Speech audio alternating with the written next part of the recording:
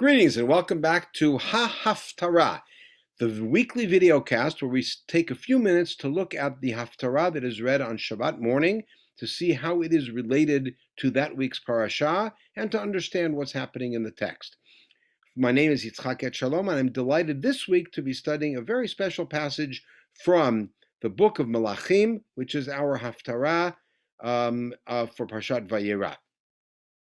This is the first Haftarah that we encounter in our series that is not from the book of Yeshayahu. Indeed, it's not from a book of prophetic rhetoric. So a bit of an explanation. There are 8 books of Nevi'im, the way we count them in Tanakh, and they are the books of Yehoshua, Joshua, Shoftim, Shmuel, Samuel, Umelachim, Kings. There's also Yeshayahu, Yirmiyahu, Yechezkel, and the Treyasar, the compilation of 12 small books of Nevi'im. 8 books in total. The second 4 of those, Yeshayahu, Yirmiyahu, Yechezkel, and Treyasar, include chiefly prophetic rhetoric, where Nevi'im speak in flowery, poetic terms, sometimes consoling, sometimes cajoling, sometimes rebuking.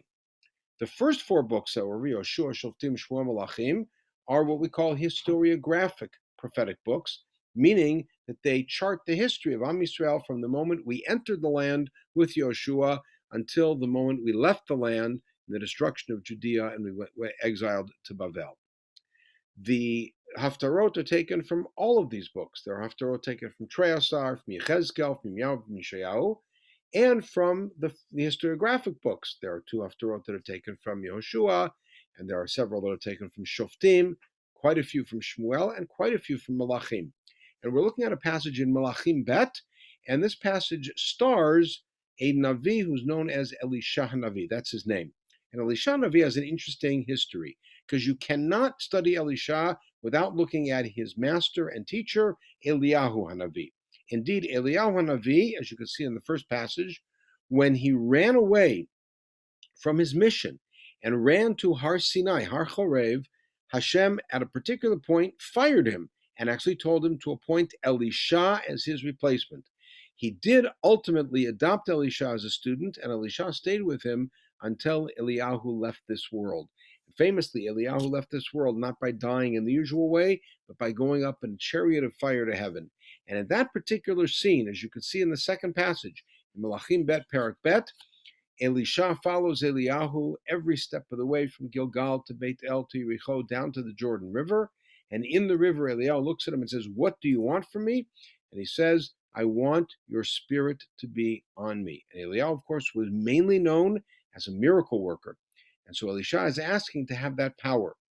And Eliyahu says to him, "If you see me as I disappear, then you know it will be granted. And if not, not." And Eliyahu goes up in chariot of fire. Elisha tears his clothes. He weeps.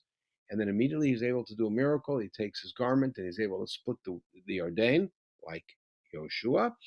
And then he goes to the city of Yericho, where the water is poisonous, and he heals the water. And then he moves on. As a matter of fact, the next important story that we hear about him happens in our story. But before that, one more thing about Eliyahu. You have to remember that when Eliyahu starts out, the very first pasuk we hear about Eliyahu in Melachim Aleph Perak Yud Zayin is that Eliyahu comes and declares a drought. And the very next pasuk, he's told by Hashem to go down to a ravine, and there'll be miraculous water there, and ravens will feed him, and it's all quite miraculous. But when the water runs out, he's told to go to a widow in Lebanon, and who has a son, and she will take care of him. And he goes there, and the widow and the son are about to have their last meal and die because there's no food, and he takes care of that with a miracle, and there's plenty of flour and plenty of oil. And that goes on until the boy suddenly takes sick and evidently dies, and Eliyahu revives him. Keep that in mind as we look ahead now to Elisha, who got the spirit of Eliyahu on him.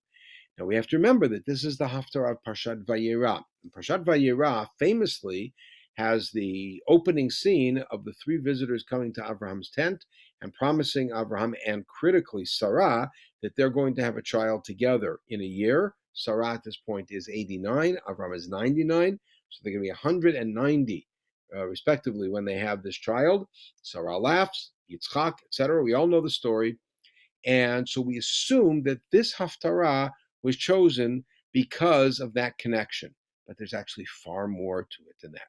You have to remember that in Parashat Vayera, there's that story, and then in the intervening time between that promise and the birth of Yitzchak, there's the destruction of Sodom, and then there's Abraham's visit to Gerar, and the interaction with Avimelech, and then they come back, and Yitzchak is born.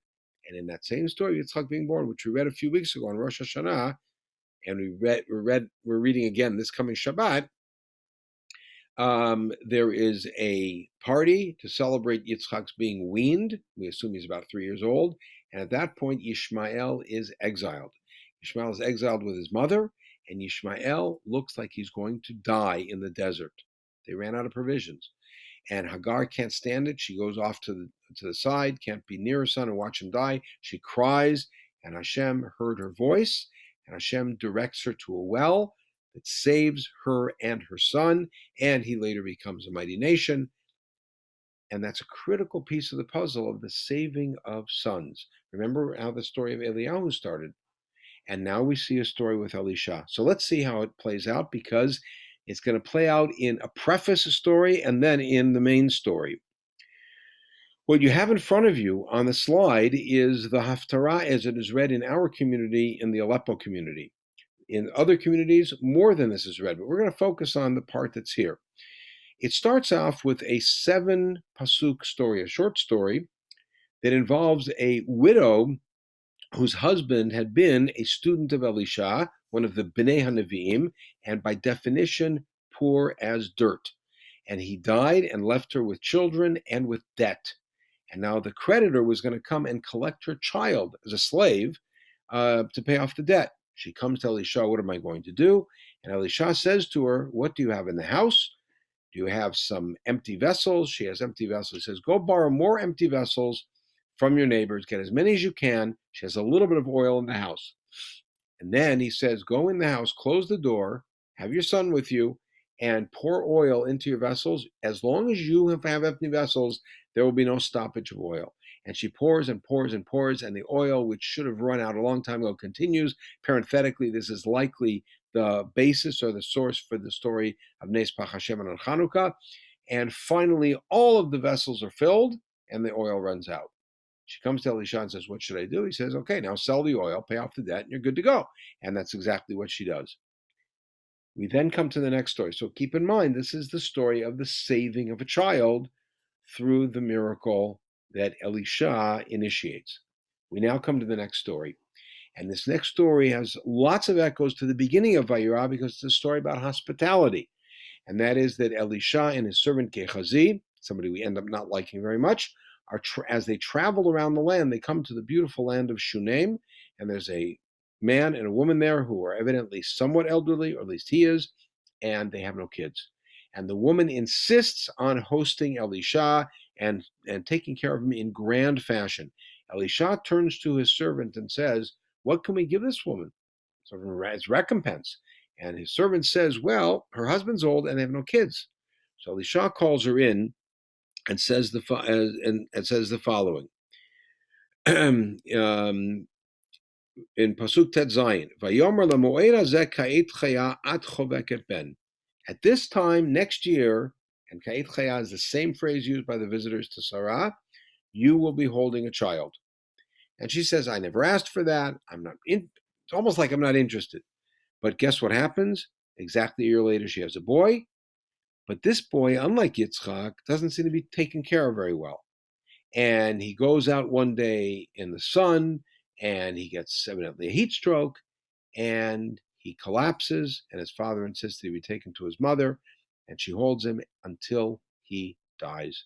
And at that point, she goes off to seek Elisha as a response, just like the widow did with Eliyahu, and said, why did you come here and cause my son to die? And Eliyahu revives him. She's now going to come to Elisha and say, I didn't ask for a child. Now you gave me a child. Now he's died. What has happened? And of course, at the end of the story, Elisha is going to come and revive him as Eliyahu did. But the part that we get to here is an interesting juncture in the story. She comes to her husband in Pasuk Chavbet, and she says, send me one of the boys, it's a wealthy family, and a donkey, and I'm going to go to Ish Elohim. I'm going to go to the man of God, to Elisha. Her husband says, why are you going there? It's not Chodesh and not Shabbat. It's not Rosh Chodesh, not Shabbat. And what this indicates here is that the husband, like numerous husbands that we have in Tanakh, is absolutely clueless about what's going on with his wife.